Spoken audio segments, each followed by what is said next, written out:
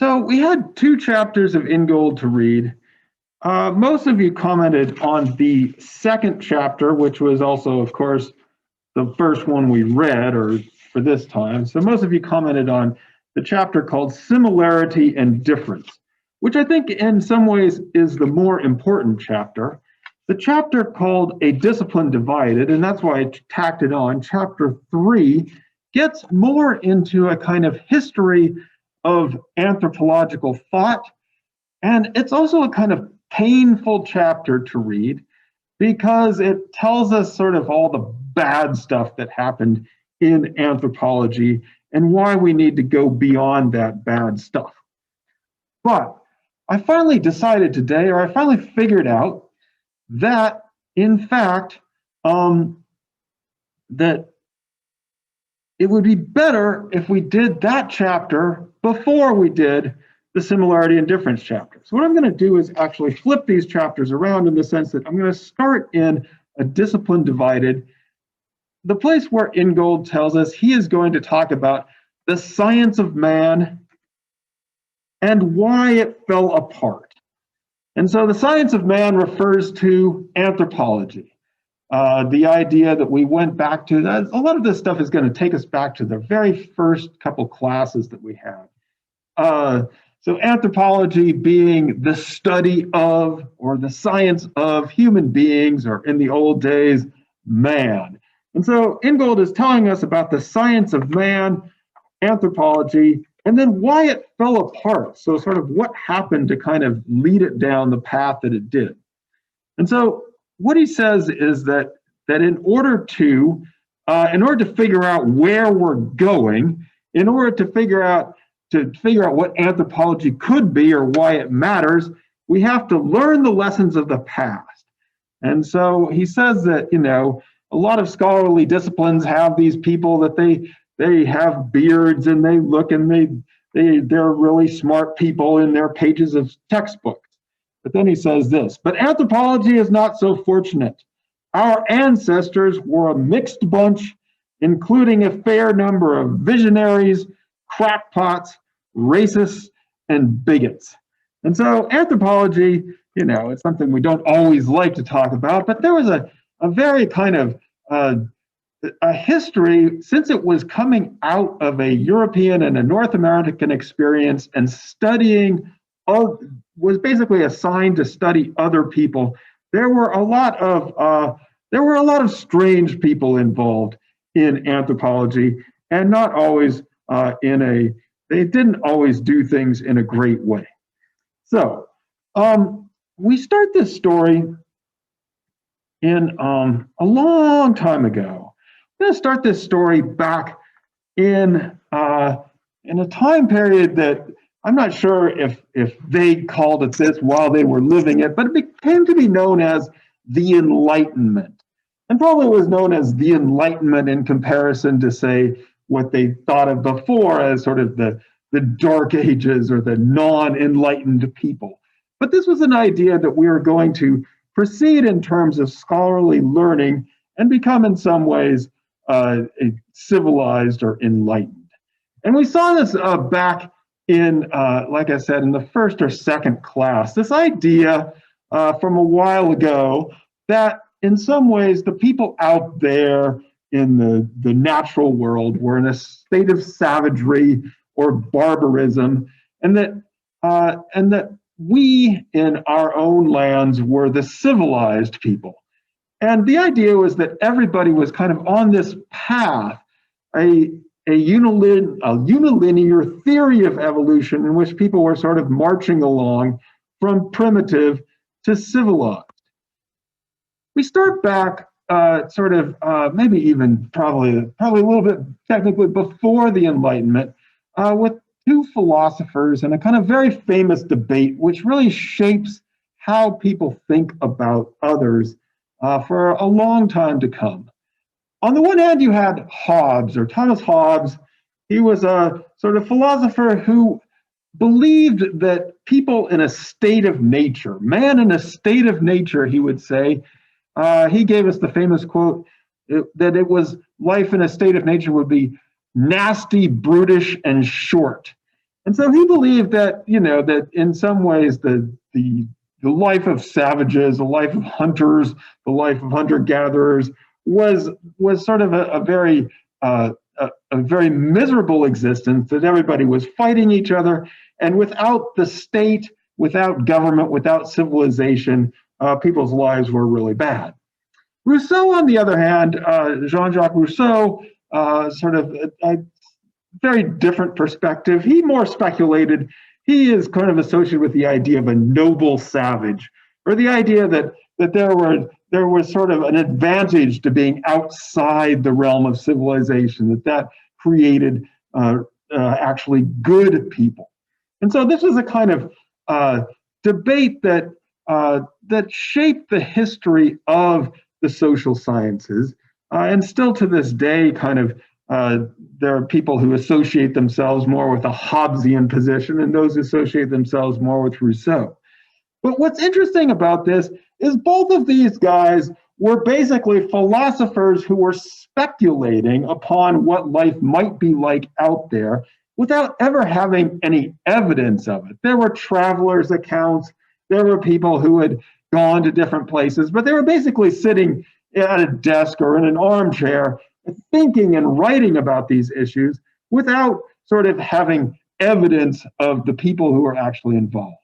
And so anthropology in some ways could be considered the discipline that was sent out to gather the evidence for what life in a state of nature, or what life was like before civilization, or what life might have been like as we were evolving. One of the ideas of the Enlightenment, which was fairly crucial and in some ways kind of a nice idea, you might say, was that of the psychic unity of mankind, or humankind, we might say today. And that is the idea that every human had been sort of endowed by our creator, or whatever you wanted to say, with the same abilities, that there was a unity to all of us. So that even though people might be at various stages of civilization, and we might think good or ill of those stages of civilization, we nevertheless all had the opportunity to be more perfect or better, or that in some ways we were all in the same boat as human beings. This is a very old idea. It surfaces in various forms. It's the idea that people are pretty much all unified, the psychic unity of mankind. So here we have this setup going into the 19th century, where we have these debates. There's not a lot of actual evidence to support either position. People are philosophizing about these things. And going into sort of the long 19th century, we then have the rise of the idea of biological evolution, the Darwinian idea of evolution. And Darwin would then, after publishing the most famous book, the Origin of Species. So the Origin of Species is in some ways the better book that he wrote, or the best book that he wrote, because it's talking about evolution. After publishing that, Darwin later on would publish a book called The Descent of Man. And we talked about this early on, that in some ways, evolution simply joined the links of a pre-existing idea of a great chain of being between what would be the animals, the non-human animals, and man as a system of sort of perfectibility. But the descent of man and these ideas about fitness and survival of the fittest, and the idea that there were good and bad traits, led to the idea, or were used to justify what has been called, or what is sometimes called, scientific racism, which basically says that, there are different types of people or man, there are different races, there are different stages, and those that are sort of in a primitive state are inferior to those in a civilized state, and moreover, they will probably never get there. And so in sort of the kind of harshest terms, an incorrect notion of evolutionary thinking. And as we saw in our thinking of evolution, this idea of survival of the fittest is not really, is an incorrect way to think about evolution, but an incorrect way of thinking about evolution joined together with a whole bunch of, pre-existing racist ideas and social hierarchy ideas gave us these ideas that then that people could determine who was weaker and breed out bad traits, and sort of led to this the movement that we call the Eugenics Movement. So this is where kind of anthropology is swimming at the time, and we talked about this in relationship to what Michel Rolfe-Trouillot, the Haitian anthropologist, called the savage slot. So, why are those people out there the way they are? And the common explanation by the time of Darwin and by the time of the people who were starting to form this academic study was that there was a biological or a environmental determinism, that people were arranged in a hierarchy of social groups.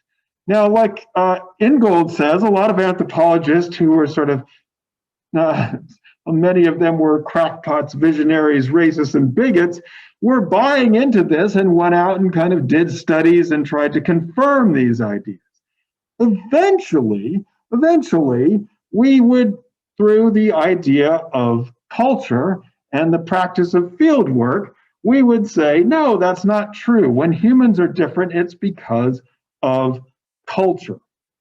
And so, we've seen these ideas before. And so Ingold uses this quote from the American anthropologist Clifford Geertz to kind of sum up one of the kind of most, as he calls it, an oft-quoted statement, and it sums up a kind of perspective that anthropology brought to the table. And so Geertz wrote that one of the most significant things about us may finally be that we all begin with the natural equipment to live 1,000 kinds of life, but end in the end having lived only one. So the idea is that when we're born, that we all can do a lot of different things, that we all have the same natural equipment. We all begin with the same natural equipment to live 1,000 kinds of life. I think I've probably said this in this class, right? If we were born into a society that uses clicks to speak, then we would be able to use clicks to speak as we learn that language. And so the idea is that our speech and our walking and our styles of life are not given to us in our biology, but are determined in our culture. So we have the natural equipment to live 1,000 kinds of life, but in the end, we only live one kind of life. We live the life that was given to us by the culture in which we grow up in. And I like to juxtapose this quote. It is a beautiful quote in its own way. And I like to put it out with the footprints in the sand, because it reminds me of when I was growing up. I don't know if you know this poem, but I grew up in a church in which you could share things at a certain time of the church. And so people would come into the church, and when I was growing up, I had been there for a while already, and they would raise their hand at some point and they would say, I just read the most beautiful poem called Footprints. And then they would read the poem, and I would always cringe because I'd heard it 100 times. The one word, Jesus is, the person has reached the end of her life and is looking back and sees two sets of footprints walking through the sand. And then it's just dawning on you, yes. And then at certain points, like there's only one set of footprints, and they say, well, what happened during the one set of footprints? Those are the hardest times of my life.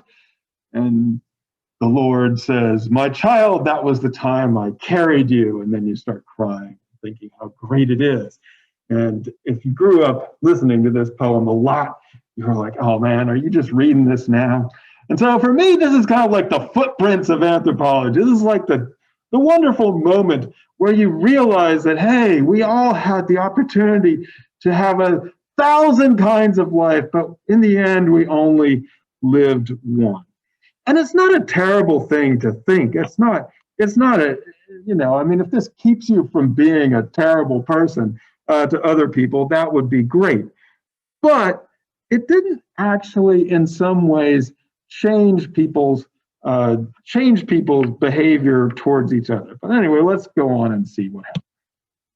So, in part, because anthropology and others were reacting to the idea of eugenics, the idea that there were good and bad traits, and you could breed out the bad traits to create a fitter or fittest people, reacting to where that went, which was into the Holocaust and the horrors of the concentration camps, and in general, the horrors of World War II, which left the world in ruins.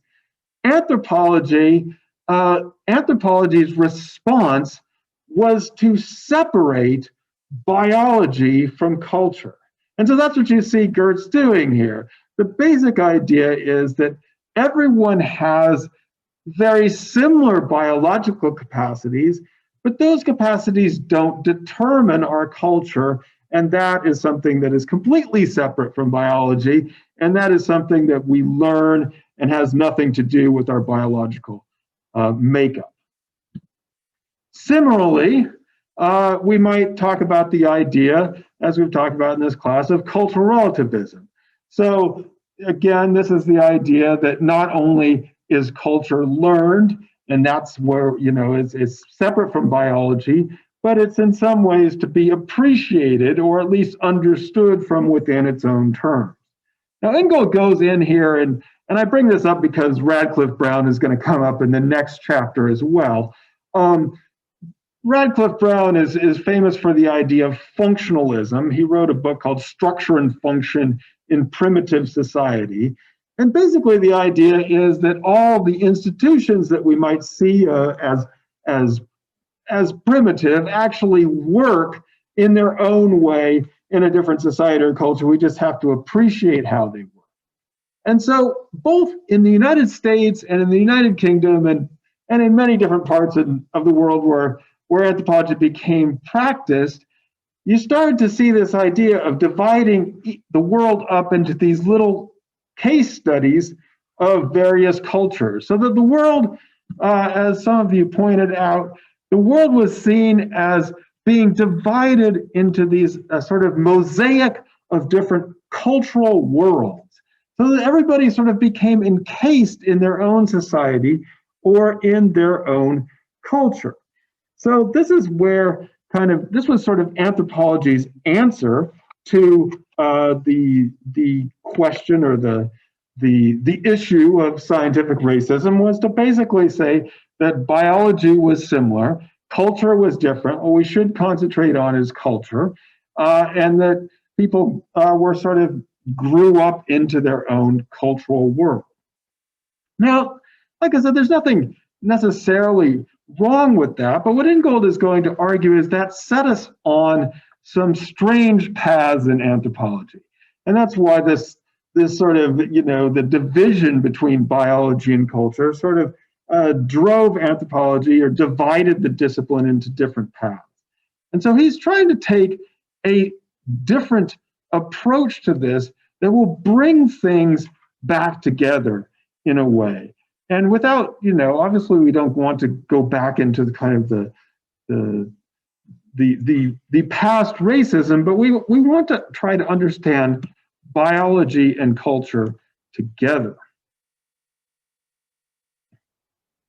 Now, if you remember back in the day, I said that one of the founding issues of anthropology was this issue of how people were similar, if we had similarities, or how they were different. And as Ingold points out, anthropologists often are said to have a kind of passion for difference. We like to talk about differences or particularities, or as Ingold puts it, everyone is different. but are some more different than others, right? And so where do we, and so we're often kind of going around trying to find the difference or the particularity in things. In the very beginning of the class, I said, though, that are things that are said to be human universals, like talking, like language, like eating, like drinking, like clothing, are also the things that we most distinguish ourselves along, are the things that make us most different from each other. So in some ways, it's actually very difficult to measure similarity and difference and sort of on one scale because we define ourselves in relationship to each other. And again, this is what Ingold is trying to tell us here, and it's a subtle difference between what sort of the classic anthropological account is and what Ingold wants us to say here, is that Ingold is trying to get away from the idea that we are all encased in these little different cultural worlds. And so that people are biologically basically the same, but what makes us different is this being encased in our own culture. And so he wants to take us from there into an idea that we all actually inhabit the same world or one world, but it is a world in which difference is constantly proliferating. It's a world in which people are constantly becoming different and then coming back together, and in which difference is sort of fundamental to the makeup of that world. And so like I said, it's a subtle distinction, but it's one in which I hope will bring us into a different place. And if only because, bless you, hard to sneeze in a mask, right? Terrible. Yeah, that's the downside to these things. So let's see. What's the subtle difference? Well, one of the subtle differences is for example, even though anthropology has constantly proclaimed that it is culture, not race, which makes us different, as we saw in this class, people then just said, well, I don't like your culture, right? So it doesn't necessarily get us away from some of the things that would basically be the same thing as race, except you just culturalize it and just swap the terms around. So Ingold is trying to here get us into a different place in which we see the world as a world that we share, but is constantly, we're constantly proliferating and continually proliferating difference. So Ingold here talks about a couple things that we see as sort of human universals, right? Talking, language, and walking, or bipedalism. And then there's some things that some people do, but others don't do so much of or aren't very good at, like squatting, being able to sit on your knees for an extended period of time. Sometimes when there's more people in class, I have you do that for a while to see how it feels. Or the ability to carry something heavy and balance it on your head over a long period of time. And what Ingold says is, let's think about these things slightly differently. And we're going to start from the idea that babies aren't all the same, that babies, infants, are all different. They're all different from each other. Every infant is different, not just because of its unique genome, but because each comes into the world in a certain place, at a certain time, having already undergone a formative period of gestation in the womb of the mother-to-be, herself immersed in the life of her community and engaged with its environment. So what Ingold is trying to say here is, let's get away from the idea that we are all biologically the same. We are all different. We are all different, in part because we are biologically all different, but also because we are all going to be in a different place or in a particular place and in a particular time. And so when it comes to something like talking or speaking, when we learn to speak in a particular way, in the way of one's people. And so there's not something that gives us a biological capacity to speak in any way that is separate from actually learning how to speak. And it's the same thing with walking.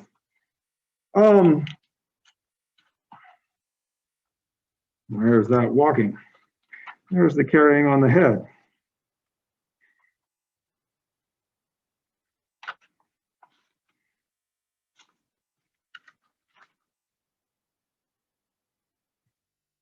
People learn to walk in many different ways. Your learning to walk is learning to walk in the way you do, and it's something that you do and develop all throughout your life. It's not over and done. So what Ingold is trying to tell us here is that if there's any natural equipment, or Gertz would say the same natural equipment, or if there's anything that we might call instincts, like spear of snakes, if there is any of that, even if there is, it's always going to be in the context of a particular environment, particularly developed and an ongoing process. Never noticed, but there's a great thing about this class that we have a Leah, a Mia, and a Nia. L, M, and N. I don't know if there are any other alphabetical variations of that, but I just noticed that and think it's cool. So if we have anything that is natural to us, it's always going to be in development, in a particular environment, and in the company of other people. So that whenever we are speaking or walking, we are always constantly, we can't separate out the cultural aspect of that from the biological aspect of that, because we're always growing into our abilities. And so, when we think about the ability to carry something on your heads, of course, we all might be able to do that if we had grown up in such a society, but it is something that we learn as we are biologically development and grow into. And it's the same thing with all of our other abilities as well. So, why is this important? I think it's most important, especially in our current world or in current environment, when it comes to the idea of what it means to live together in a community and what it means to be in and what it means to be part of a we or an us. And Ingold tells us that a lot of times anthropologists have said, well, every time you say us, it means you're drawing the boundary around your group and you're implying a them out there. So this was, the idea is that there's always an us and a them, and that when we say we, that implies a they. And I would say here that usually if somebody says they or them, they really are trying to exclude people or draw a boundary around people and talk about others in an exclusionary way. But Ingold has a sort of different idea about why we live or how we can live in a community. And what he says is the reason that we are able to live in a community is because we are different from each other. So he goes back to the Latin here. The very term community, from the Latin together plus munus, gift, means not just living together, but giving together. Identity in community is thus fundamentally relational. Who we are is an index of where we find ourselves at any moment in the give and take of collective life. So the idea here is that the reason we can belong to a community is because we all are different and we have something different to give and to share with that community. And if we think about we differently as a sort of relational we, this is at the end of chapter 2, by the way, since I sent you the PDFs that don't have my wonderful page numbers from the book, it sometimes gets confusing. But this is the end of chapter 2, where he talks about a we that reaches without limit. It doesn't necessarily have to have a them or be exclusionary. It neither includes nor excludes, but spreads. And so for Ingold, what he's trying to do here is a couple of things. One is to rejoin the idea of the biological and the cultural and to sort of rejoin some of these old ideas and to get us out of the notion that these things are separate and that people live in their own separate, encased, determinative cultural worlds. So to start talking about difference and diversity without falling back into those old racist stereotypes, but actually creating a space in which we can come together because we are different and because we have these things to contribute, and that will enable us to rethink the idea of what a community is, what a group is, what a group can share with each other, and what we can be, what we are able to do. And instead of opposing a we to a them, to think about a we that reaches out in all directions and spreads out from wherever we are. So